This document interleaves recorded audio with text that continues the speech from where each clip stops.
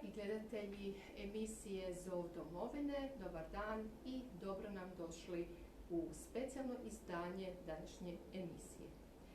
Danas je 10. prosinca. Prije 21 godinu preminuo je naš prvi hrvatski predsjednik, dr. Franjo Tuđman. Povodom te obljetnice snimili smo jednu specijalnu epizodu Zova domovine, kojega ćemo vam danas prikazati. Pozvala sam specijalnog gosta danas u našu emisiju, ratnog ministra, prvoga ministra pravosuđa u vladi dr. Franje Tuđmana u ono vrijeme, gospodina Bosiljka Mišetića.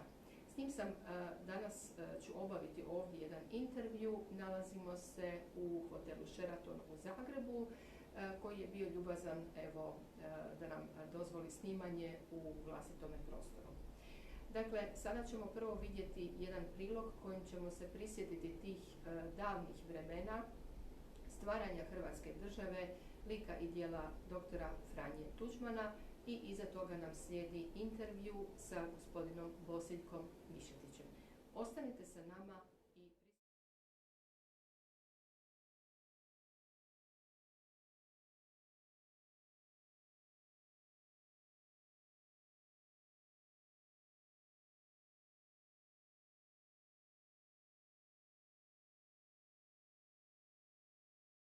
gledatelji emisije Zov domovine, ja vas najljepše pozdravljam u današnjoj još jednoj specijalnoj emisiji povodom 21. obljetnice našega prvoga hrvatskoga predsjednika, doktora Franje Tuđmana. Moj gost je danas naš prvi ratni ministar pravosuđa u vladi doktora Franje Tuđmana, naš gospodin Bosiljko Mišetić. Dobar dan i dobro nam došli u emisiju. Dobar dan, pozdrav gledateljima.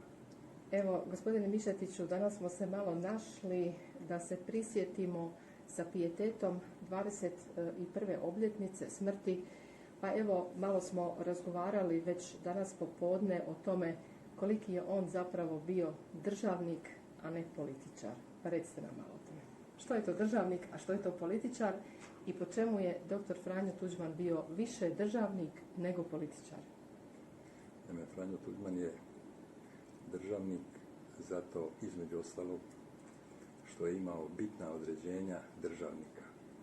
Državnik, za razliku od političara, da ne kažem političkog činovnika, je uvijek čovjek koji je korak ispred svoga vremena, koji pejorativno može preskočiti svoju vlastitu sjenu i koji se zna zaustaviti prije nego se uspne do vlastite nemoći. Uz te tri osobine državnik mora imati viziju i znati, a za ono što ne zna, znati i izabrati onoga ko to zna. To je tih 5 osobina koje Franju Tuđmana čine državnikom.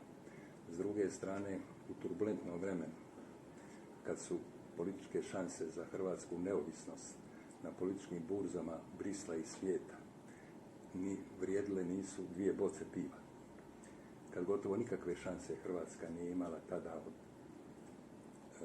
evropskih svjetskih zemalja, Franjo Tuđman jednom vještinom lavirajući, kupujući vrijeme, ostvaruje ono što zovemo povijesni san hrvatskog naroda, ostvaruje svoje opasne namjere, razmontirava Jugoslaviju, iako i danas neki misle da je to ne razmontiravo, i uspostavlja ono što su mnogi tada i danas misle neuspostavivo, neovisnu hrvatsku državu. Tako da. Recite mi, fenomen Tuđman, kako bi se on u današnje vrijeme, recimo, borio protiv ove pandemije? Na koji način? Evo, vi ste nam živi svjedok toga vremena, poznavali ste ga i osobno, naravno. Što vi mislite kako bi onako on u svome duhu sada djelovao? Na koji način? Mislim da bi slično, samo ne bi ovoliko paničario. On je u najtežim trenucima ima tu u sebi jednu sigurnost, uvjerenost da će uspjeti. Dakle, sigurno. Njemu uopće nije bilo upitno hoće li biti hrvatski državitelj, se nastoji. Samo je bilo pitanje vremena i kolika je ta cijena. I nastoji da to bude sa što je moguće manjom cijenom, pa makar se i čekalo. I sjećam se kad je ono bilo pred Oluju, kad je on uvijek postavljao stvar, ako treba spasiti jedan jedini hrvatski život, čekat ćemo još i godinu dana ako treba. Dakle, poduzeti sve u pravo vrijeme. Danas bi on zasigurno, kao što to čini i Plenković, tražio pomoć struke, struka bi nudila ova tehnička i stručna rješenja, a ne bi se ovoliko paničarilo, ohrabrivao bi narod, vrlo vjerojatno bi se pozivao, danas u tom komforu življenja smo navikli nekako, ne znam, nema kafića, nema lokale, vidite, mi se ovdje nalazimo u hotelu Sheraton da bi napravili to. Hvala hotelu Sheraton što su nam ustupili prostor za ovaj intervju, tako je, da. I on bi samo podsjetio na vrijeme kad je bila opsada i granatiranje Dubrovnika, kad su ti odvažni, hrabri Hrvati, Dubrovčani, dolje bez struje, bez vode, bez plina, bez ičega, samo vapili, dajte, ako ima voštanih svijeća i baterija i tranzistora da imaju vezu sa trpili su to. Da mislite koliki ljudi su proveli vrijeme u podrumima, pod granatama, u Vukovaru, koliko vremena. Evo u samom ovom prostoru... Mi smo ovdje u komforu ipak, ali opet smatramo da nam je nekomfortno, jer eto, ne možemo u kafiće, ne možemo u restorane, ne možemo na koncerte, ne možemo u klubove. Dakle, on bi zasigurno isto tako prihvatio ono što struka sugerira, ali bi narod ohrabrivao i inzistirao bi na strogom pridržavanju svega onoga što struka određuje radi života i svakoga od nas i zaštite života svakog drugog građana Republike Hrvatske. Naravno. Kako bi se on, recimo, u Europi sad postavio prilikom traženja ovih sredstava od Evropske unije, je li bi tu išta sagibao glavu zbog tih sredstava ili bi tražio, ne bi tražio, što mislite? Naime, ko kaže, ko traži, daje mu se. Međutim, ko zasluži, dobiva. On zasigurno ne bi možda od moćnika u Europskoj uniji, da je on danas na čelu države, ne bi im bio previše prihvatljiv. Zašto?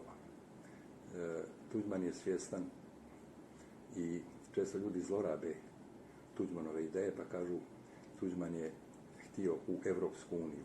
Tuđman je htio da se Hrvatska vrati u europski civilizacijski krug, jedan europski vrijednosni sustav gdje je ona silom iz njega istrgnuta u Balkan. Tako je, vrijednostima Srednje Evrope, da. A drugo, on bi jednako tako bio za Europsku uniju, ali kao hrvatski suverenist, pa da ne kažem hrvatski nacionalist, u pozitivnom smislu jasno, da bi inzistirao na Europi kao zajednici država, a ne na Europi kao državnoj zajednici. Europa tendira da se pretvori u državnu zajednicu. I to nije od jučer, to nije to od Europske unije. To je bilo i za rimskih vremena, to je bilo i za Napoleona, to je bilo i za vrijeme Hitlera, dakle, i on bi sigurno, jasno da bi surađivao, da bi nastojao imati što kvalitetnije odnose i sa Macronom i sa Merkelicom, ali bi sigurno on danas da je recimo na čelu države, on bi insistirao da Hrvatska bude sa zemljama Višegradske skupine. Zašto? Jer je Europa je kolektivitet. U kolektivitetu postoji odnos moćnih i male moćnih. Hrvatska spada u manje moćne. I zabluda je da su moćni silno darežljivi prema nemoćnima.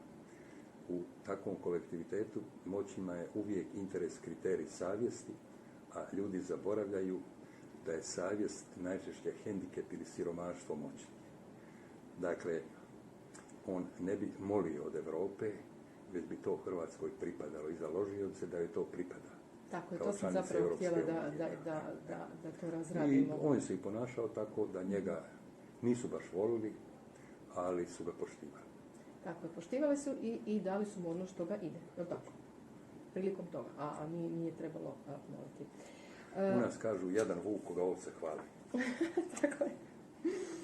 Recite mi ovako, često se Tuđmanova pomirba različito interpretira. Nije ona baš često to u zadnje vrijeme Plenković radi krivo. Zašto? Recite. Jer je Tuđman HDZ uspostavio i na 3 temeljna stupa. Sva je to bila mudrost. Dakle, Tuđman je imao ono što često ljudi u politici nemaju, veliko uho, znati osluhnuti i odazvati se na vox populi i glas naroda. On je znao da narod 9 stoljeća željan države, utopljenih zraka i bolesnih zdravlja. I kad budu te svjetske okolnosti, takve okolnosti, da treba učiniti sve kako to ostvariti. I prvi njegov cilj je bio ostvariti određenu političku skupinu koju će utemeljiti i kako će motivirati narod da bude upravo za takvu političku opciju. Utemeljiti je na 3 stupa. Ono što je znao, to je uvjet da bi se stvorila Hrvatska država, bilo zajedništvo iseljene i domovinske Hrvatske. To je to zajedništvo. Drugo je bilo sami odlučiti o svojoj sudbini. Niko nam državu ne može donijeti. Sami je moramo uzeti. Da. Dakle, sami odlučiti o svojoj sudbini i pomirba. Ljudi ne znaju što je Tuđmanova pomirba. Tuđman nije mirio Švarca i Fumića.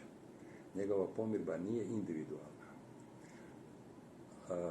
Tuđman je svjestan bio da će Hrvatska relativno podnošljivo ili lakše promijeniti politički sustav, promijeniti titulara vlasti, dokinuti totalitarizam, uvjeti višestranačje, uvjeti parlamentarizam, i tako dalje, ali da će, ukoliko želi ostvariti svoj san, krvavo platiti izlazak iz čeličnog zagrljanja Srbije i Jugoslavije.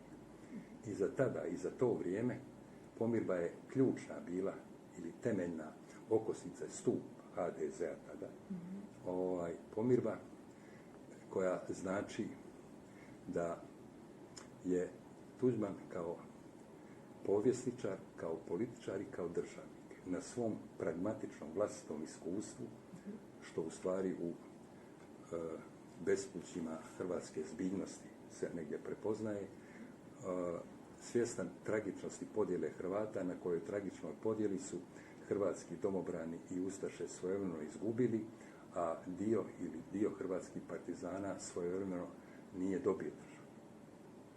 I Tuđmanova pomirba znači, kad bude prigoda, kad bude prilika, kad bude sad ili nikad, samo onda, ako rame uz rame, zajedno, sin i unuk hrvatskog domobrana, hrvatskog ustaše i hrvatskog partizana, budu rame uz rame i tada će teško, ali je garantirano da će se ostvariti ono, znači osloboditi, uspostaviti državu, osloboditi državu i stvoriti Hrvatsku državu. Dakle, u jednom od govora... Ovu pomirbu, koju moguće u dobroj namjeri, samo ne znam iz kojih razloga, ode u Vukovar i Plenković govori o Tuđmanovoj pomirbi, ne vjerujem da on ne zna što je Tuđmanova pomirba, ali on ne smije miješati Tuđmanovu pomirbu i Plenković-Pupovčevu pomirbu. Plenković-Pupovčeva pomirba nije Tuđmanova pomirba. To ne znači da Hrvati nisu za pomirbu, ali prije te pomirbe mora se, dakle, završiti rat, rat je završio. Poraženi u tom ratu mora pokazati znake kajanja, ispričati se, onda će mu Hrvati kao civiliziran, demokršćanski, evropski narod i jasno i oprostiti. I onda može biti službeno, onda može biti tako. A ne doći u Vukovar pa leprdati o Tuđmanovoj pomirbi. On sigurno zna da to nije Tuđmanova pomirba, to je Pupovčevo, Plenkovićeva pomirba. Ovako, u jednom od govora dr. Franjo Tuđman kaže da Hrvatsku državu naravno nije bilo moguće stvoriti sa beskičmenjacima i lopovima, nego sa idealistima. Idealistima, sanjarima i sa još jednom vrstom ljudi, neposlušnim ljudima. Neposlušni. Pa kakvi su danas ljudi u Hrvatskoj vladi, odnosno kakve danas imamo, kakve trebamo, kakvi jesu, kakvi nisu? Tu kad govorimo o političaru i državniku, državniku ne smetaju neposlušni ljudi, da pače, on će ih upregnuti. On ih treba, on ih treba, da. A političar će u svojoj blizini ne voli dvije vrste ljudi. Niko je komu je kriterij njegove savjesti, u njegovoj prije svega političkoj jučerašnjosti i ne voli pored sebe neposlušne ljude. Zašto? Jer duhovni i mentalni činovnik niti je šta stvorio, niti je promijenio. Hrvatsku su uspostavili, obranili i oslobodili neposlušni ljudi. Vi sad kad vidite i u Saboru i u vladi masu tih ljudi, nije niko od njih neki loš čovjek ili ne znam što, ali evo, za primjer recimo da imate svoju tvrtku, da imate svoju firmu. Je li to hotel, je li to bolnica, je li to neka trgovačka kuća, je li to ciglana. Koga bi u svoju tvrtku od ministara u Plenkovićevoj vladi ili jučer Karamarko, ne znam, koga bi uposlao u svoju tvrtku? Ja mislim da ne bi niko. Ne bi nikoga, da. Oni nemaju dana u privatnom sektoru. Ali u javni sektor, u vrvihodni sektor. Da. Zašto? Tuđmanu spočitavaju autokratizam, gotovo totalitarnost, ne znam kakav je bio. Pa sjetite se saziva tih sabora, vlada u vrijeme Tuđmana. A vi ste imali 15 akademika, imali ste književnika, imali ste akademskih kipara, slikara, imali ste grofova, ne turopoljski, već evropskih grofova, Elca, grofa Elca, grofa Vrencanija. Imali ste dakle, glumaca, intelektualaca, vrhunski, na kraju krajeva. Imali ste i odvažni ljudi unutra. U Saboru u kojem je sjedio nekada Ivan Bobetko i Drago Krpina, ne bi se mogao dogoditi jedan Stanić koji u Hrvatskom državnom saboru, u Hrvatskom svetištu kaže malo su vas pobili 45. godine. A to je stvarno nedolično. To za vrijeme Tuđmana i za vrijeme to se ne bi se taj usudio to izreći. Tako je. Dakle, i opet se vraćamo znači, na poštovanje prema državniku, je li tako? Tu je zapravo i taj fenomen Tuđmana, ne samo da niti Europa, niti bilo kakvi vragovi, ni žuti, ni zeleni, ni crveni, a ni unutra ne bi mu nitko se tako postavio u državi. To je stvar kako se netko postavi. I onda je on između tih ljudi koje je birao, on je često i griješio ljudima i on bi priznao pogrešku. I Tuđman je, kao i svaki drugi, naročito državnik u tom svom vremenu, imao svoje poštivatelje, imao svoje osporavatelje. Međutim, ljudi ne znaju, gori od njegovih osporavatelja bili su njegovi usporavatelji. A to su bili najčešće ljudi iz vlastitih redova, koji se i sada negdje prepoznaju, čak i sada oko vrha vlasti, koji još i dalje nisu prestali negdje koteširati i dalje su tu negdje penetrirani više nego pravi Tuđmanovci. Nego pravi Tuđmanovci, tako je, da. Evo, 21 godina kasnije, sjećam se u jednoj od posljednjih govora našega doktora Franje Tuđmana, on kaže: ne bih volio da i jedan građanin Republike Hrvatske, dakle normalan građanin, jednog dana kaže da ovakvu Hrvatsku nije želio.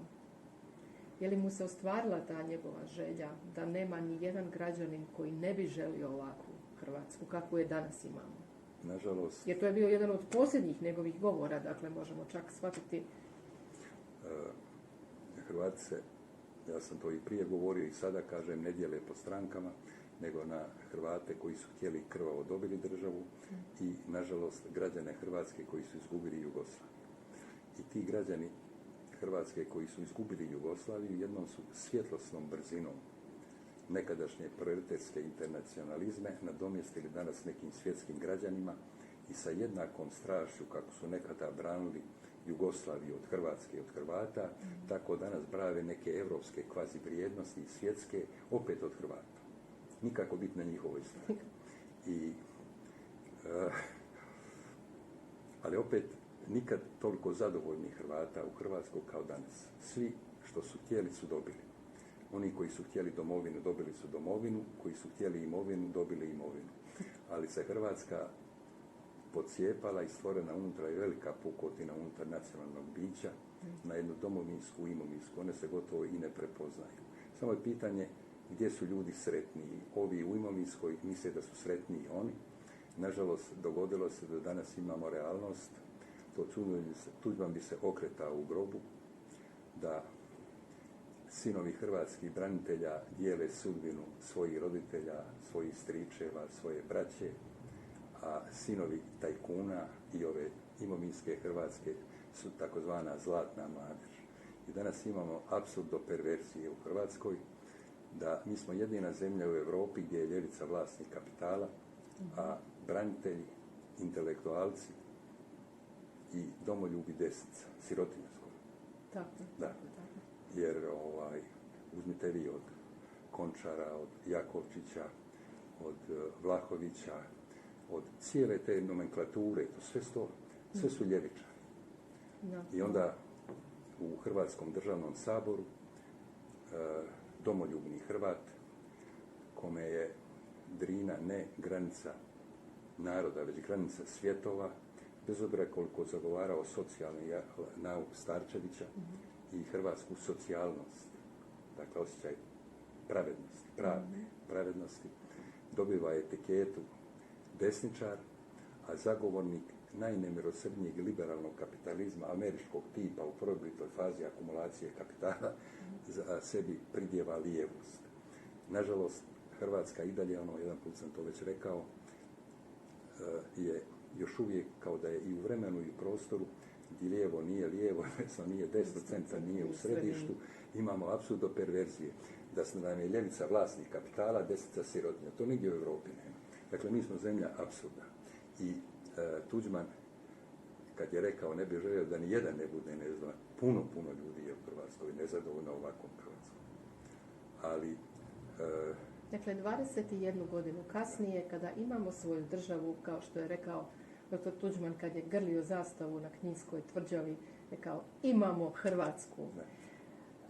21 godinu kasnije dolazimo do toga da su mnogi s njome ipak nezadovoljni. Dakle, u njegovom onom jednom zadnjem govoru kojega on govori, kaže, ne bih želio da ni jedan građanin Hrvatske ne kaže da nije idealno, želio ovako. to je i nemoguće postići i uvijek će... Prošlo je dosta generacija, mislim. Međutim, bez možda strasti, bez... ja kažem, onda je dobio svako što je htio. Ko je htio domovinu ima i zadovoljno. Dakle, moje je veće zadovoljstvo i radost. Što imam domovinu, što imam svoju državu, što imam svoju Hrvatsku, što će mi tu moje dijete, moje unuče, moj narod tu biti. Ona neće nestati. Da su Hrvati izgubili ovaj rat, da se nisu ostvarile opasne namjere, da je Hrvatska završila na novom križnom putu, da smo pali pod treće srpsko i jugoslavensko oslobođenje. Nažalost, neki ljudi koji su danas i u vrhu vlasti, i u vrhu stranaka, dok su odvažni, hrabri, u tenisama postavljali prsa u Dubrovniku, u Vukovaru, za to vrijeme svoje stražnice doslovce držali podalje po Austrijama, po njemačkim, po švicarskim, po zapadnim zemljama, nisu oni anti-Hrvati, ali su sigurni bili da će ti luđaci opasnih namjera završiti na novom križnom putu i da smo pali pod treće srpsko-jugoslavensko oslobođenje, nikad više države ne bi bilo, a oni bi se vratili sa titulama novih Jakova Blaževića, Marka Oreškovića, Vladimira Bakarića, govorili, mi smo znali. Mi smo znali da će ovi... tu im je Tuđman i hrvatski branitelji pokvario račune. I zato dodatni antagonizam imovinske i domovinske i ovi koji ne vole kraj sebe, one koji su im kriteriji savjesti u njihovoj političkoj jučerašnjosti. Nek se svaki političar punoljetni u Hrvatskoj upita gdje je bio 1991. godine. Tada je trebalo imati petlje, da ne kaže nečega drugog do zemlje.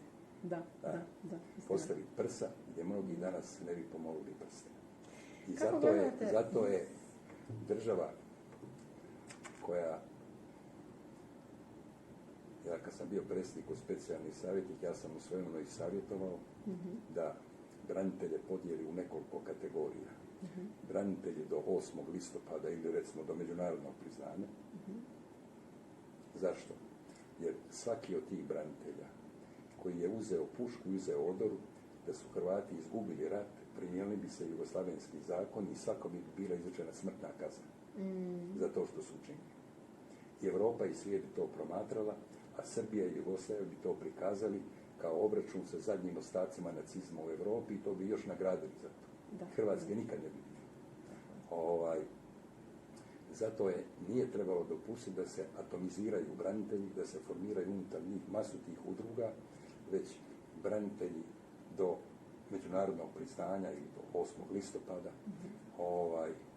da imaju poseban status. Nije kod Broza sve bilo loše ili tako, on imao te prvoborce. To bi bili hrvatski prvoborci. Njih bi bilo možda 30-35 tisuća. I da su ostali sami, da se u njim zabranilo udruge unutar toga, cijepanja, atomizacija njihova, bez interesa, nema te vlasti koja ne bi drhtala razmišljajući što branitelji o njenim potezima misle. Sad ovako atomizirani, razdijeljeni, mnogi u to uključeni, mnogi nepravedno uključeni u to, odnosno nezaslužno, privilegirani na neki način. Ovi bi imali određene privilegije, svaki drugi bi samo bio građanin koji ima samo značku što je branitelj i ništa više. U Americi kad veteran sa Midwaya kad uđe u pub, ustaje mu se. A samo ima značku da je veteran sa Midwaya. Točno. Tako je dakle, u Hrvatskoj. Međutim, veterana. što je?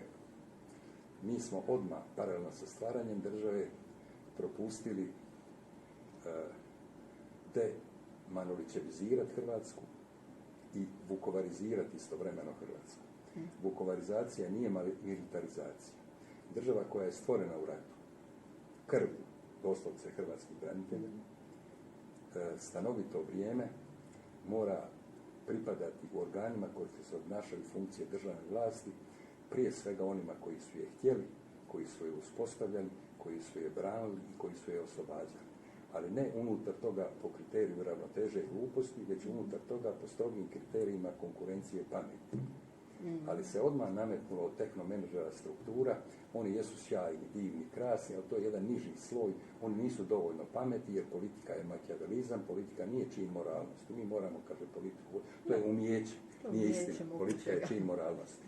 Ako je da nije politika čin moralnosti, jer je obrana Hrvatske bila najvažnija politika, je li tako? Da je Blago Zadro pitao svoju suprugu, dobrog prijatelja, nekog, što napraviti?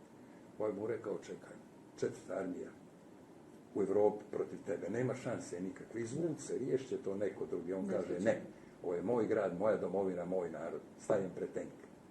Ja ću to riješiti. To je. Pa ono što kaže Tuđman, idealisti, znači njemu stati trebali, a ne bismislenjaci. Da ste, evo sad u ovom trenutku, kako ste bili, znači, savjetnik našeg predsjednika, da ste sad u ovom trenutku savjetnik, što biste savjetovali našem aktualnom vodstvu?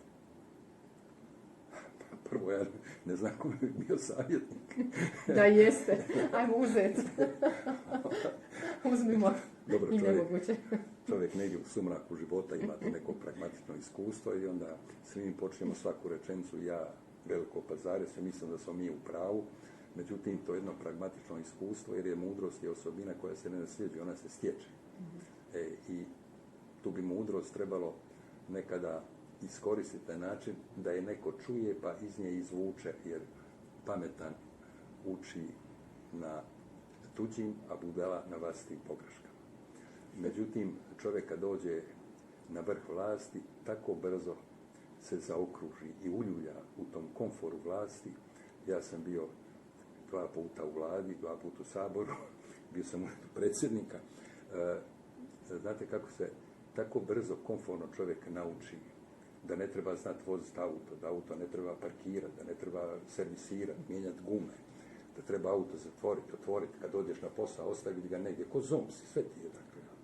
Dođeš u Sabor za 18 kuna, jedeš, piješ, koliko hoćeš, ne trebaš ništa, ne trebaš torbu, trzati je, unositi je u auto. Pa vidite vi recimo ove naše, kad dolaze ministri, sad više ne snimaju gore, da je nešto zabranjeno na Gornji grad doći. Kad oni važno izlaze iz auta, kad se oni ne okreću, kad jadni ovi tamo policajci, oni se ponašaju kod da su njihovi čuvari, kod da su portiri. I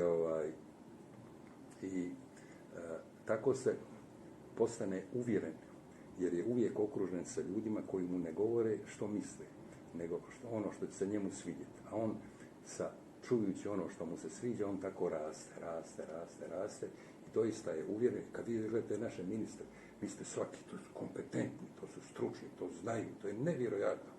A da ga negdje stavite, nije u stanju voditi, ja mislim, zemljoradničku zadrugu u zaseoku podvrđe Gornje. Ali ovdje upravlja resorom, recimo, gospodarstva, prometa ili ne znam čega, vrlo važnim resorom. Tako da izgubila se ta konkurencija i normalno da ljudi oko se. Meni naprosto nije jasno, ali to ne samo tu, nego ja sjećam recimo oni sabora, stranački ciboni, ne znam gdje, kad jesu. Pa kad nekoliko tisuća ljudi, kad svi u glas, kad jarnjak vodi, ima li neko protiv, nema, ima li neko suzdržan, nema, konstatiram, samo da ne kaže konstatujem jednoglasno. I onda opet sljedeće, ima li neko suzdržan, nema, ima li neko protiv, nema, konstatiram, ma nema nigdje neko čovjek kaže ja sam suzdržan, ja sam protiv. Nestala ta neposlušnost. Da. Nestali su stavovi i mišljenja. Kako je se postavljao naš prvi hrvatski predsjednik prema iseljenoj Hrvatskoj? Dakle, ta njegova strast za Hrvate Bosne i Hercegovine i iseljene Hrvatske. Pa nije on slučajno išao na to zajedništvo domovinske iseljene Hrvatske. Mi smo, ja mislim, uz Židove i Irce i Armence jedini narod koga je više vani nego je u matičnoj državi. Drugo, prije 150-200 godina evropski narodi su ostvarili ono što se zove prirodno, božje, međunarodno pravo na državu ili domovinu, na državu koju će domovina stati bez ostatka. Mi danas imamo tih lutanja svojih, pa onda i Hrvati desetljećima poslije ostali evropskih naroda ostvaruju pravo na državu koji je tek dio domovine. Jer mi zaboravljamo da je Bosna i Hercegovina i domovina hrvatskog naroda. A ne, ali ovdje ljudi to gotovo da ne daju reći. Kao što se mi miješamo. Kako se danas vlast postavlja prema Hrvatima u Bosni i Hercegovini? Pa, evo, neki dan je, zapravo jučer je bilo tema provedba deklaracije o položaju Hrvata Bosne i Hercegovine. U Bosni i Hercegovini. I vidjeli ste da sadržaj tog što ministar iznaša je ta skriba, briga i tako dalje, novci za sveučilište, za bolnicu, za dom zdravlja, za ovu kola hitne pomoći dali, ovdje dali 1200 kuna za knjige, ovdje dali 8000 kuna za stipendije, sve je to za zvonik, za u crkvi, sve je to super, divno, krasno. Pa smo mi pali s Marsa. Tema je položaj Hrvata u Bosni i Hercegovini. Tako je, a ne koliko je se dalo, ali na ovaj način ispada i stvara se animozitet Hrvata u Hrvatskoj prema Hrvatima, ovim lijenim Hrvatima u Bosni i Hercegovini, koji mi od novca poreznih obveznika moramo davati za zvono, za knjižnicu, otrgniti od vlastih usta. Da, za gume na automobilu promijeniti tamo u domu zdravlja ili ne znam, rengen jedan ili nešto. Dakle, to je umjesto da se parlamentarna rasprava vodi način, prvo da se definira kakav je položaj Hrvata u Bosni i Hercegovini, on sigurno najmanje nije dobar. Drugo, da je Dejtonskim sporazumom, što je pozitivno, uspostavljen mir, naime zaustavljen rat, i to je apsolutno pozitivno, ali je uspostavljen nepravedan mir. Amerika nije luda da ne zna kako treba ustavno-pravno ustrojiti zemlju 3 suverena naroda. Oni namjerno je ustrojavaju. Iz kojih razloga? To je sasvim drugo. Da. Na način da je ustroje da to više sliči na političku krpljevinu nego na ustavno-pravno uređenu zemlju 3 suverena naroda. Kako? Na koji način? Jedan dio definira Republikom Srpskom, dakle oblikom vladavine, i činjenica da je definira oblikom vladavine i dobila taj svoj entitet, oni praktički cijepaju Bosnu i Hercegovinu, jer element državnosti daju Republici Srpskoj. Druga dva naroda, muslimane i Hrvate, uvežu u federaciju Bosne i Hercegovine bez jednog elementa federalizma, jer županija ili kanton nije federalna jedinica, sa 3 razine vlasti, ovdje sa 2 razine vlasti. Istovremeno ne ugrade dovoljno kvalitetne instrumente koji će osigurati da se o neotuđivim suverenim pravima, konkretno Hrvata ili svakog drugog dva naroda, ne može odlučivati bez izražene njihove političke volje. I zato danas, recimo, Hrvatska mora detektirati da su nužne ustavno-pravne promjene, a ne laprdati u tome da je glavni problem izborni zakon. Izborni zakon je strašno veliki problem, ali on je samo posljedica ne samo lošeg, već od početka iščašenog ustavno-pravnog ustroja. Pa se pozvati i na ono da je Macron nedavno izrekao da Bosna i Hercegovina može postati bure baruta u ovom dijelu Europe. Da. Što to znači? Da ovako ustrojena, ona gotovo da nema budućnosti. A istovremeno, dakle, jedina zemlja, 3 suverena naroda, jedina zemlja gdje su sva 3 naroda s njom nezadovoljni. Da. Muslimani, jer je ne mogu pretvoriti u jedinstvenu građansku sa njihovim majoritetom. Tako. Srbi, jer ne mogu iz nje izići. Hrvati, jer su danas u njoj obespravljeniji nego su bili za vrijeme Josipa Broza Tita i Cvjetina Mijatovića zajedno. A autohtoni su narod. Znači da treba nešto mijenjati. Da. Kako mijenjati? Prvo, ko to može promijeniti? Apsolutno je očekivati da će to napraviti 3 naroda u Bosni i Hercegovini. Jer su im sukobljeni interes. Dakle, ko to može učiniti? Međunarodni čime? Koji? Oni koji su uspostavili ovakvu Bosnu i Hercegovinu. Ko je to? Amerika? Ko je to osim Amerike? Ko je donio aneks 4 Dejtonskog sporazuma u Parizu 14. prosinca 1995. godine? Zemlje kontaktne skupine. Upitajte u Saboru ljude, nek vam kažu koje su članice zemlje kontaktne skupine, ako vam to. I jedan od ovih ljudi koji se čak bave Bosnom i Hercegovinom znaju i reći dajem glavu. To su vam Sjedinjene Američke Države, to vam je Ruska Federacija, to vam je Velika Britanija, to vam je Francuska, to vam je Belgija, to vam je Grčka i to vam je Njemačka. Ali to su zemlje kontaktne skupine. Na koji način? Ne govoriti Amerikancima i ovima, nas muslimani majoriziraju, mi smo obespravljeni, biraju našega predstavnika. Kako biraju predstavnika? Zato što je visoki predstavnik ima ovlast mijenjati i zakone i ustav. Da. I on je izmijenio izborna pravila i omogućio tada, uvodeći takozvane kompenzacijske liste, paralelne mandate, uvodeći da praktički suspendira statut grada Mostara, da Mostar ne može funkcionirati kao Banja Luka ili Sarajevo, ne kao Banja Luka ili Sarajevo, niti kao Zenica ili Tuzla, kao običan grad, a ne prijestolnica Hrvatska. On omogući da muslimani mogu birati hrvatskog predstavnika. Ali i kad se mi žalimo Amerikancima ili međunarodnoj zajednici, ovi kažu čekajte, imate Dejtonski sporazum kao okvir, izvolite vi balkanska plemena, dogovorite se, vi rješavate to. Nije. Što to znači? Kako treba? Treba lobirati. Treba i uvjeriti da to nije samo problem Hrvata. To je problem buduće cjelovitosti i stabilnosti Bosne i Hercegovine. Nestabilna Bosna i Hercegovina može biti ono što Macron predviđa da bi se moglo dogoditi i da je njima, a Hrvatskoj naročito, nužda da se ustavno Bosna i Hercegovina, kakva je ovakva uspostavljena, ustavno pravno preustroji na način da se ugrade instrumenti ili osigurači, da se neotuđivim suverenim pravima jednog naroda ne može odlučivati bez izražaja njegove političke volje. A je li to treći entitet? Je li to federalna jedinica? Je li to diskontinuitetna federacija? Je li to dožupanizacija ili dokantonizacija, kako muslimani kažu? Ili neki peti oblik? To je stvar dogovora kako i na koji način to provesti. Ako se to ne napravi, ovakva Bosna i Hercegovina nema budućnosti. A to Hrvatska odavde ne vidi. Zašto? Jer je stalno u nekom strahu da će nas spočitati da se miješamo unutarnje stvari druge suverene zemlje. Već započela, bila sa napadom. Ali Pusićka je bila ministrica vanjskih poslova, ona nije luda. Ona zna da je Hrvatska potpisnica Dejtonskog sporazuma. I kao potpisnica Dejtonskog sporazuma ona ima pravo i dužnost, kad se duh Dejtonskog sporazuma ne provodi, intervenirati i tražiti instrumente da se on provodi ili njegovu promjenu ili njegovu izmjenu i njegovo preinačenje.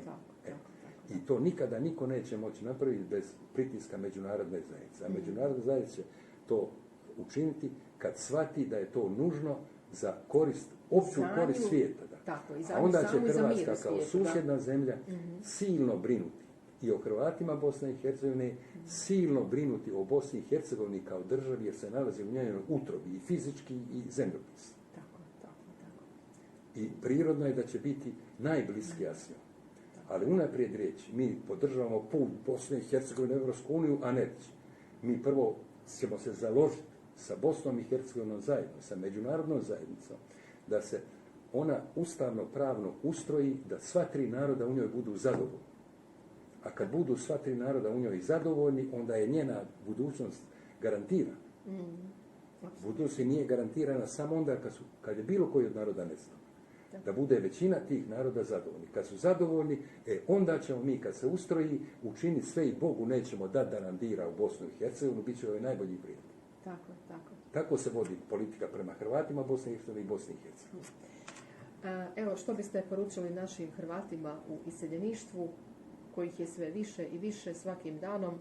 Nažalost, evo, pomalo ostajemo neka manjina ovdje unutar matične države. Dolazi nam Božić, granice su zatvorene, trenutno većina njih ne može doći. Pa evo, može li jedna poruka našeg bivšeg ratnog ministra onako u duhu onih vremena ohrabrujućih? Bio sam zastupnik u Saboru i kako sam ja u vrijeme Oluje bio i predsjednikov specijalni savjetnik, upućenik za odnose za Bosnu i Hercegovinu. Poslije Oluje predsjednik mene u najturbulentnijem vremenu inaugurira za potpredsjednika vlade za unutarnju politiku, što je vrlo velika funkcija. A istovremeno, nakon Dejtonskog sporazuma, me razriješi od mjesta specijalnog opunomoćenika, ovlaštenika za odnose sa Hrvatima Bosne i Hercegovine, Federacije Bosne i Hercegovine. I negdje me je to stalno kopkalo, eto, pred njegovu smrt se najavim i zamolim da me primio me i onako sam ležeo kad me gospodine predsjedniče, između ostalog sam došao i stalo me je kopkalo. Svojedno kad sam bili postavljeni na to mjesto, ja sam rekao da ću, ne trebate mi, na vama ću primijetiti kad više nisam dobro došao, ja ću se povući, otiću, ne brinite, neće u meni biti nikakve gorčine i tako dalje. U najturbulentnijem vremenu prije Oluje me imenujete za potpredsjednika vlade za unutarnju politiku, poslije Daytona me razriješite sa funkcije ovlaštenika za odnose sa Hrvatima Bosne i Hercegovine. I je li to, jesam ja napravio negdje, kopka me stalno, jesam napravio pogrešku ili je to zasluga mojih stranačkih prijatelja. I tada je on mene za onaj drugi stol sjeo tamo, naručio mi piće i kad ti predsjednik kaže ti, to ti je kompliment veliki. Da. Kaže on, slušaj, ti si mlađi, ovo ne govorim kao predsjednik države, ne govorim ni kao političar, ni kao državnik, ovo govorim kao povjesničar. Bosna i Hercegovina nema budućnost ako će biti mini Jugoslavija. Bilo je turbulentni, teži vremena za Hrvate, za katolike. Bilo je vremena kad nas je bilo ispod 10%. Bilo je puno gorih vremena. Sad neka nas je 15-17%. Ali na vama je, i on nikad nije htio priznati grešku. Dayton je bio nož pod grlom, morali smo. Ne govori on dobro je, nije dobro. To smo morali. Nikad neće grešku priznati eventualno. Ali ti si mlađi. Zapamtite, nema Bosne i Hercegovine kao mini Jugoslavije. Neka nas je i 15%. Učimo od Židova. Sa jakom Hrvatskom ovdje. Sa vrijednim, marljivim našim ljudima, Hrvatima u Bosni i Hercegovini. Sa hrvatskom dijasporom. Zajedno, kad ujedinjeni svi, možemo se ponašati ko Židovi, ko da nas je 75%. Da. Do nekog drugog vremena, kad će vrijeme i okolnosti dati Da. Tako da onaj ko svak sa sobom neka razmisli. Nema integralnog Hrvata ako dio svog naroda smatra manje vrijednim ili ga ne podnosi. Kad meni neko kaže ne podnosim Hercegovce, ne Hercegovce. Da. on je već dao sliku o sebi. Može se on kleti na svoje hrvatstvo, na svoje domoljublje, laže. Jer kad bi kod sebe prepoznao da zato što je neko Zagorac, Podravac, Slavonac, Istranin ili Bosanac, pa ga ja zato manje ga cijenite. Tako i to.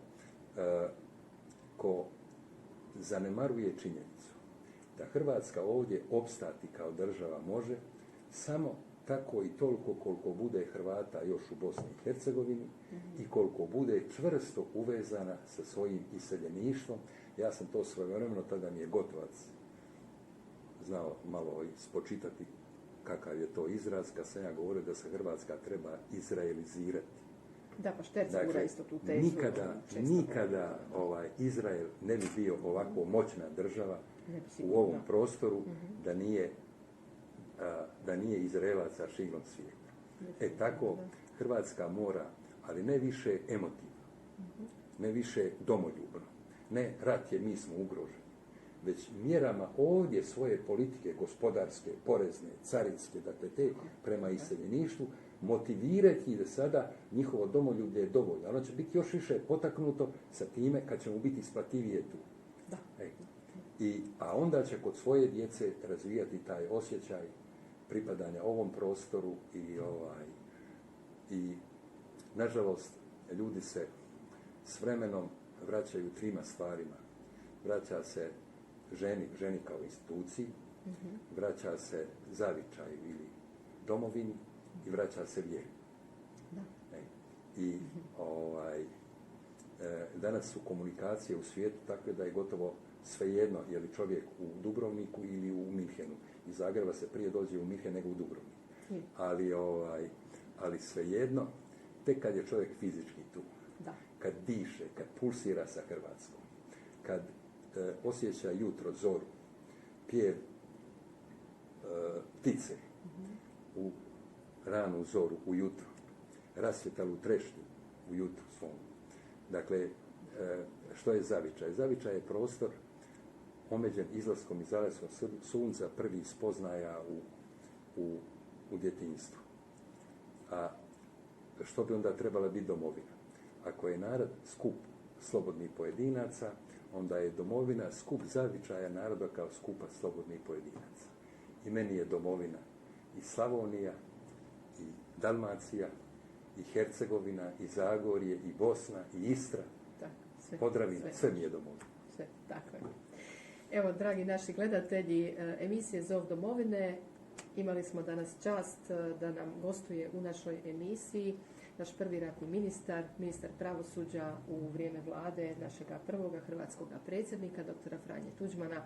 Razgovarali smo malo, evo, in memoriam sa pijetetom, 21. obljetnica je od njegove smrti. Čuli ste, osvrnuli smo se danas u ovom razgovoru na nekoliko tema i evo, gospodine Mišetiću, ja vam se najljepše zahvaljujem na vašem vremenu.